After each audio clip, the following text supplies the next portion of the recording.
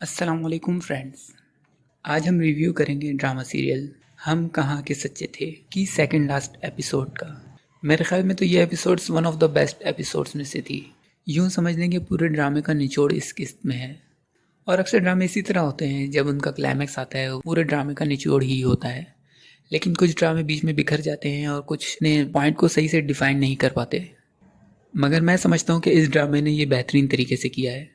मैं समझता हूँ जहाँ इस किस्त के लिए एक्टर्स की तारीफ बनती है, वहाँ इस ड्रामे के राइटर हुमैर अहमद की भी तारीफ बनती है। उन्होंने इसको बेहतरीन तरीके से लिखा है और कोशिश की है कि अपना पॉइंट्स जो हैं वो ऑडियंस तक पहुँचा सकें। मैं समझता हूँ कि काफ़ी हद तक वो कामयाबी हुई हैं। ये एपिसोड तो बेसिकली दो कैरेक्टर्स के मुकालमे पे ही मबनी थी, लेकिन वो सारी बातें इतनी जानदार थी कि जिसकी वजह से वो इरिटेट नहीं करती। और जो लोग पाबंदी से पूरा ड्रामा देखते हुए आ रहे हैं उनके लिए तो काफ़ी तसल्ली बख्श होंगी ये इन दोनों की बातें, क्योंकि पूरे ड्रामे का मुखफ़फ़ यही था मेरे ख्याल में।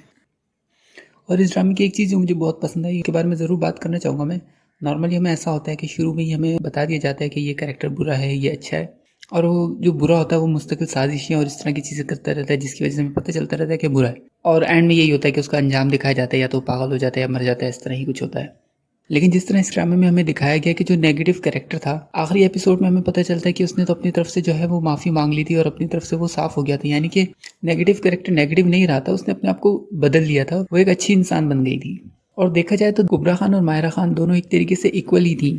दोनों के दिल में एक दूसरे के लिए बुग़्ज़ था। फ़र्क इतना था कि कुबरा खान के पास रिसोर्सेज थोड़े ज़्यादा थे, जिसकी वजह से ज़्यादा नुकसान पहुँचाने में कामयाब रही। लेकिन अगर देखा जाए तो हमें यही पता चले कि कुबरा खान ने माफ़ी मांग के उन्होंने अपने आप को सुधार लिया था। लेकिन जिस तरह राइटर ने हमें पूरे ड्रामे में घुमा के रखा, हमारे पूरे जहनों में एक कैरेक्टर को नेगेटिव बनाया, लेकिन जब वो एंड में आया और हमें पता चला कि वो जो जिसको हम नेगेटिव कैरेक्टर समझ रहे थे वो एक्चुअली में नेगेटिव नहीं था, तो ये चीज़ मुझे काफ़ी अच्छी लगी। क्योंकि अक्सर इस तरह की फिल्मों में, वेब सीरीज़ में तो इस तरह की चीज़ें, इस तरह के सरप्राइजेस देखने को मिलते हैं, लेकिन हमारे ड्रामे इस तरह की चीज़ें नहीं दिखाते नॉर्मली। तो इसलिए हमारे ड्रामों में ये चीज़ देखना मुझे काफ़ी अच्छी लगी, जिसकी वजह मैं समझता हूँ शायद प्रोफेशनल राइटिंग ही है।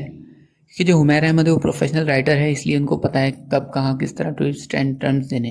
वैसे तो इस किस्म में राइटर ने बहुत कुछ समझाने की कोशिश की है, लेकिन शायद कुछ लोगों को इतनी डिटेल में उन बातों को समझ ना आया हो, जो मैं चाहता हूँ कि लोग अच्छे से इन बातों को समझ लें, और उनको समझना भी चाहिए। जैसे कि आपने देखा कि दो सहेलियां जो कि बचपन में बहुत अच्छी दोस्तें थी, लेकिन वक्त के साथ साथ इन दोनों के दरमियान इतनी दूरियां पड़ गई कि ये दोनों एक दूसरे की दुश्मन बन गई। शुरू की बात हम बाद में करेंगे, पहले लास्ट की बात करते हैं जो कि इस ड्रामे में की गई। वो ये कि इतने अरसे से खफा तो थे ये दोनों लोग और नफरत भी करने लग गए थे एक दूसरे से, लेकिन उसका हल क्या था? सिर्फ एक बात करना। महरीन कहती भी है, एक बात ही तो करनी थी, पहले वो करती या पहले मैं करती। मतलब अक्सर लड़ाई झगड़े, इतनी पुरानी दोस्तियाँ, इतने सालों की यारियाँ ख़त्म हो जाती हैं और उनके बाद इतना बड़ा बड़ा गैप आ जाता है। लेकिन कभी हम सोचते नहीं हैं कि इनको हल किस तरह किया जाए। हम अपनी अना में रहते हैं, वो अपनी अना में रहते हैं। उन्हें हमसे शिकायतें होती हैं, हमें उनसे शिकायतें होती हैं। एक ये ज़रा सी चीज़ हम नहीं समझ पाते कि इट्स ऑल अबाउट 2 वर्ड्स, कि बस आप बात कर लें। आप बात कर लेते हैं तो गिले शिकवे दूर हो जाते हैं। उसको जो गिले हैं वो आपसे कर ले, जो आपको गिले हैं वो दूसरे से कर ले। इसी तरह दोनों के दरमियान में जो गलत फहमियाँ होती हैं या कुछ रंजिशें होती हैं वो दूर हो जाती हैं और मिटाई जा सकती हैं। तो मैं कहना चाहूँगा इनमें सबसे ज़्यादा रोल हमारे बड़ों का होता है। मतलब जो ड्रामे का मुखफ़्फ़ है मैं उसी को समझाने की कोशिश कर रहा हूँ अपने तौर पे, कि हमारे जो बड़े होते हैं, जैसे हमारे माँ बाप हैं, उनके चाचा, यानी कि हमारे माँ बाप हैं और हमारे चाचा आपस में बहुत अच्छे हैं। उनके बच्चे हमारे दोस्त हैं, कज़न हैं, आपस में हमारा खेलना उठना बैठना सब कुछ बहुत अच्छे से है। लेकिन अचानक से ऐसा होता है कि हमारे अब्बू और हमारे अब्बू के भाई यानी कि हमारे चाचा के बीच में कोई ऐसी बात हो जाती है जिनकी वजह से उनमें अलहदगियाँ हो जाती हैं। उसके बाद क्या होता है, माँ बाप की तरफ से बच्चों को रिस्ट्रिक्ट कर दिया जाता है कि आप उनसे ज़्यादा बात ना करो। उनके बारे में इस तरह की बातें बताई जाती है। ज़ाहिर सी बातें, उस वक्त थोड़ी सी नफरतें होती हैं, कुछ ना कुछ गिले शिकवे होते हैं।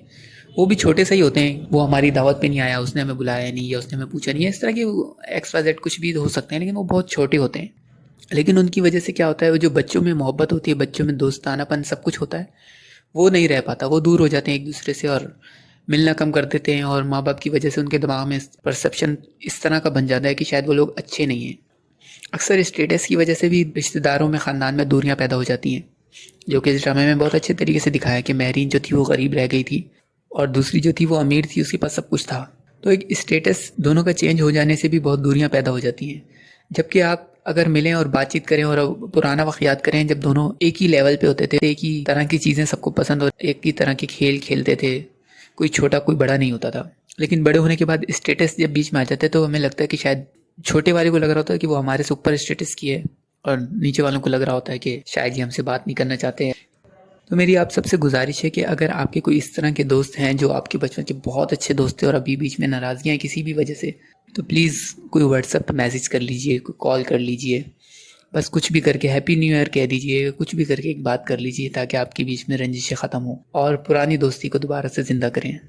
और मेरी उन माँ बाप से भी रिक्वेस्ट है जिनकी बड़ों की लड़ाई में बच्चे पिस जाते हैं और वो बच्चों को दूर कर देती हैं।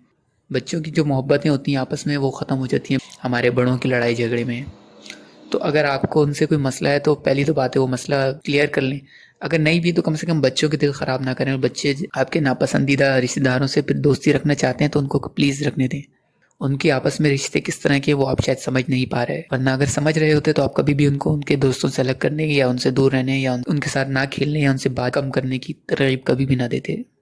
एक चीज़ और जो इसमें दिखाई गई कि हमें पहले लगता था कि कुबरा खान जो है वो जेलिस होती है उनकी कामयाबी से, तरक्की से माहिरा खान की, लेकिन जब बात करते हैं तो पता चलता है कि माहिरा खान भी बहुत जेलिस रही हैं इनसे। और देखा जाए तो उनका जेलिस होना भी बनता था कि जो चीज़ें, जो फैसिलिटीज़ सबसे बढ़ के माँ बाप, उनका प्यार, उनके रिश्तेदारों का प्यार, वो माहिरा खान के नसीब में कभी नहीं आया और कुबरा खान उसमें ख़ुद कफ़ील थी। तो माहिरा खान उनसे जेलिस होती थी इस वजह से कि उनके पास ये सब कुछ है, और कुबरा खान जेलिस होती थी इनसे कि इनके पास तालीम है। कहने का मतलब ये है कि इंसान के पास जो भी हो वो उसके लिए काफ़ी नहीं रहता कभी भी। वो यही सोचता है, उससे अच्छे की ख्वाहिश करता है। वो ये नहीं देखता कि मेरे पास इतना कुछ है, वो ये देखता है कि मेरे पास ये कुछ नहीं है। अगर हम सिर्फ ये देखने लग जाएं कि हमारे पास क्या क्या है तो हम हर वक्त हर सांस का अल्लाह ताला से शुक्र अदा करेंगे कि ऐसी कई सारी चीज़ें जो हमारे पास हैं और दुनिया में काफ़ी सारों के पास नहीं है। इसलिए हमें इस्लाम भी हमें बताता है कि अपने से निचले लोगों को देखो, अपने से ऊंचे लोगों को ना देखो, कि दीनी लिहाज से अपने से ऊपर लोगों को देखो और दुनियावी लिहाज से अपने से नीचे लोगों को देखो। कि आप कभी सोचते हैं कि हम किराए के घर पे रह रहे हैं और फलां के पास जो है वो अपना घर है और इतना बड़ा घर है, लेकिन आप देखें तो कुछ ऐसे लोग भी होते हैं जो झोंपड़ियों में रह रहे होते हैं या उनके सरों पे छत भी नहीं होती। हम बड़े घर वाले को देख के तो बोलते कि हाँ यार वाह क्या घर, बड़ा घर है, हमारे पास नहीं है। पर हम ये नहीं सोचते कि हम उस झोंपड़ी वाले से या जिसके पास छत नहीं है उससे हम बेहतर है कि हमारे पास कम से कम छत तो है, भले किराए की, लेकिन कम से कम हम इज्जत से रह तो रहे हैं। लेकिन इसका ये मतलब नहीं है कि हम तरक्की करना छोड़ दें या हम आगे बढ़ना छोड़ दें। कहने का मतलब ये है कि हसद करना छोड़ दें, जितना है उसमें गुजारा करें और मेहनत करें, कोशिश करें बजाय हसद करने के। और इस ड्रामे में एक्टिंग की बात करें तो सब कैरेक्टर्स ने अच्छी एक्टिंग की है, पर मुझे लगता है कि माहिरा खान थोड़ी सी या बनी भी ऐसी थी या जो भी है, बहरहाल उन्होंने काफ़ी वेट पुट ऑन किया हुआ है। उनकी एज भी है लेकिन वो कई जगह पे वो इस तरह के ड्रामे भी कर चुकी हैं जितनी बड़ी बड़ी नहीं लगती थी, मगर अब वो बाकायदा तौर पे एक बड़ी उम्र की औरत लगने लग गई हैं। या हो सकता है कि डायरेक्टर की डिमांड हो जिसकी वजह से उन्होंने वेट पुट ऑन किया हो।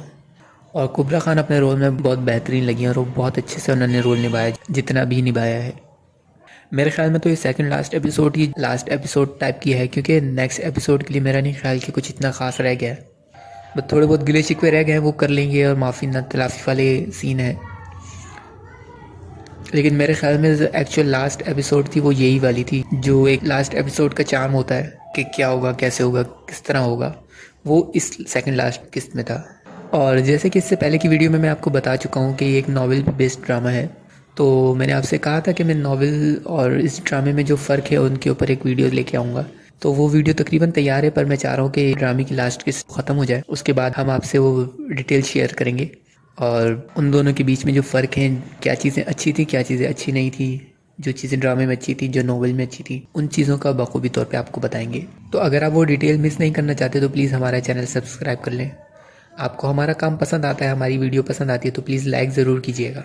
अब तक के लिए इतना ही, मिलते हैं किसी नेक्स्ट वीडियो में, तब तक के लिए अल्लाह हाफिज़।